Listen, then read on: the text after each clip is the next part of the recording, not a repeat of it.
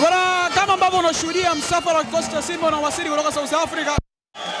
Zozo huyu hapa kama ambavyo unamshuhudia, naye akiwa ni sehemu ya kikosi cha Simba ambacho akiwa ana furaha kweli kweli, anashangilia nyama Simba kutinga hatua ya fainali ya kombe la shirikisho barani Afrika.